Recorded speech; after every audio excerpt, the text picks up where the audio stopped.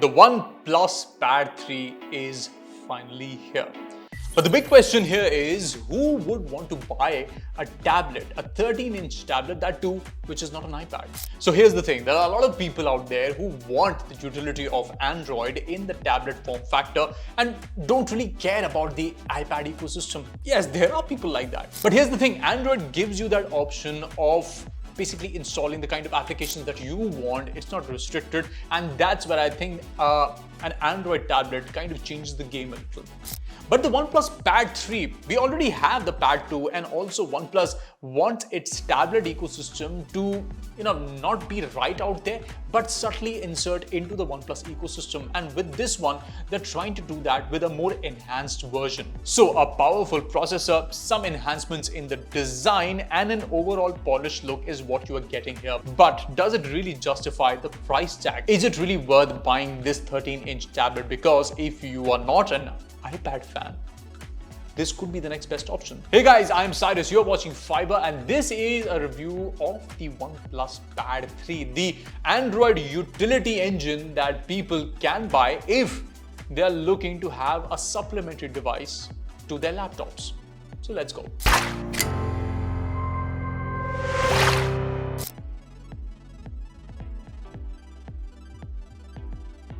Let's talk about the design first. Okay, we have 13 inches of canvas area over here, which I feel for a tablet is decent. Even if I take this one in my hands, which I can do so, just keep this aside. I think 13 inches is a decent size, even if you're reading content or maybe even playing games in the landscape mode. However, the heft kind of gets to you after a while. It's almost 675 grams. Lighter, yes. Slimmer, yes. OnePlus has worked in that department, but still, for long hours, that might get overwhelming.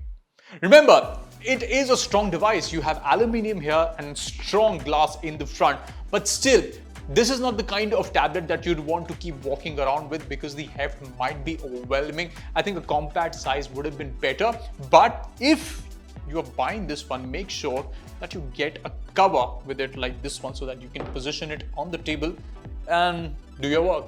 The handy bit is that OnePlus has also launched a keyboard with this one, which attaches magnetically.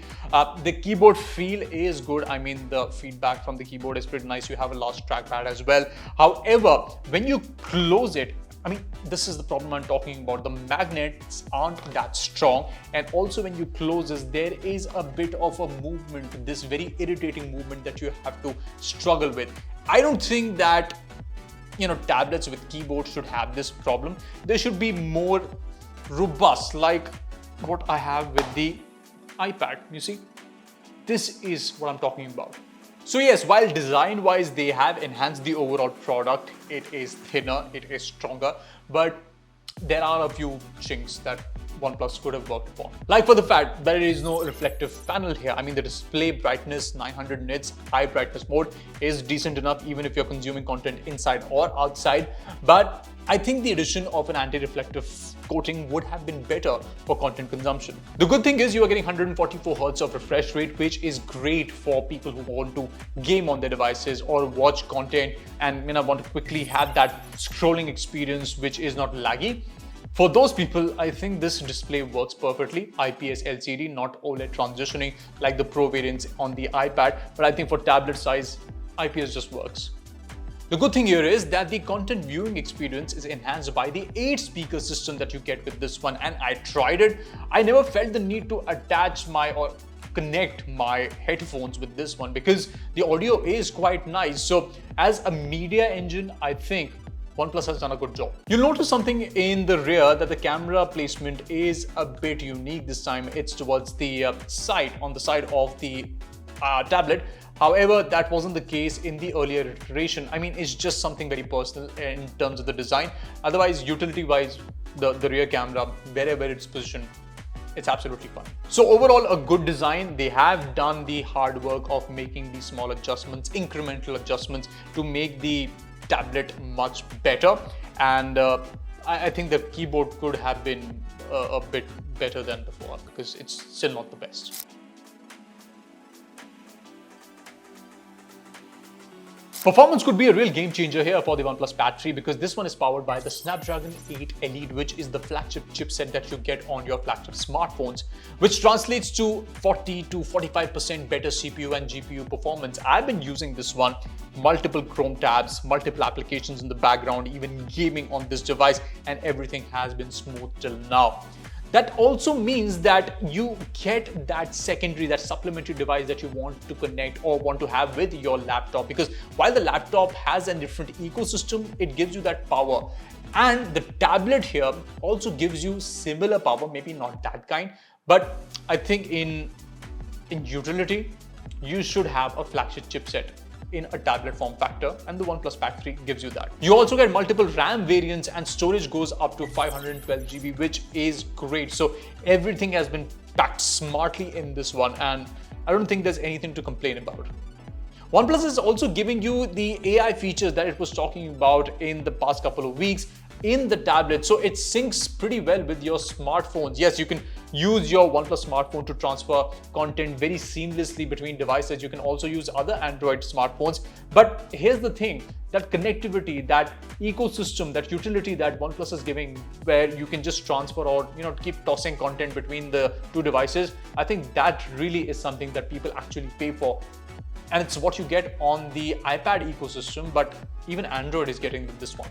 And ColorOS 14 is great. I mean, I didn't have any trouble navigating the user interface because it's the same what you get on the OnePlus devices, since I've been using OnePlus devices for a long time. And if you use a OnePlus device, you'll hardly notice a difference. Another good thing is, if you are a game fanatic, if you like playing maybe role-playing games or even strategy games, this screen and this performance engine is absolutely great. Because we've been playing Diablo Immortal on this one, and I just loved the experience. Not only have I been playing it in high graphics, I'm getting the kind of audio and the experience of playing on a large screen, which just makes my overall gaming just better. So to wrap it up, performance-wise, it is a great option to have. And if you are looking for something that can give you that kind of power and utility and performance that you look in a tablet, the OnePlus Pad 3 is a pretty efficient engine.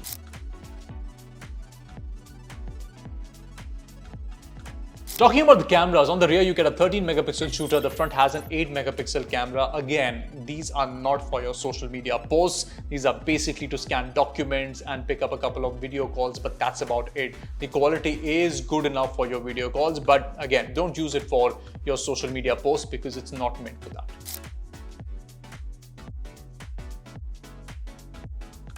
Battery is an upgrade, more than 12,000 mAh on this one, which means you get all-day battery. And even if you're wanting to push the tablet to its limits, it will not die on you that quickly. But even if it does, you're getting fast charging bundled into this one. So look at the offer here. You are getting a good battery, plus it charges fast, and I think that they really have changed the game in terms of battery technology. Making it thinner and adding more battery capacity is what a tablet user would want, and that's exactly what they get.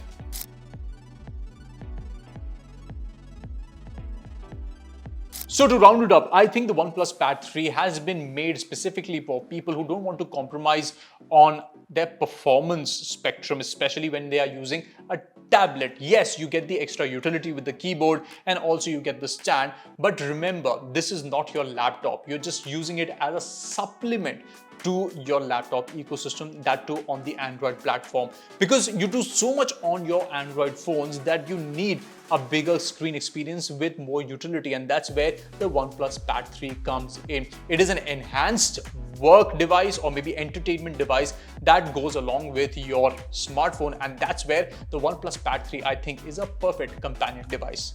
And that's why in our review we will give the OnePlus Pad 3 8 out of 10. That's it for this review. Hopefully you liked it. Remember, we will be back with more content around OnePlus devices, and if you have any questions that you want to ask on the OnePlus Pad 3, please, the comment section is open. We'll get back to you with the response. But till then, I think I'll just enjoy this one, and I'll see you very soon in the next video. Take care, guys.